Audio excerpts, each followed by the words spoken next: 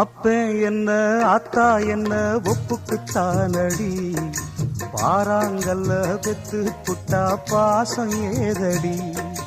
பெத்த புள்ள தந்த பணம் உப்புக்கு ஆகுமா, தாய்ப்பாலுக்கு கணக்கு போட்டா தாலி மிஞ்சுமா.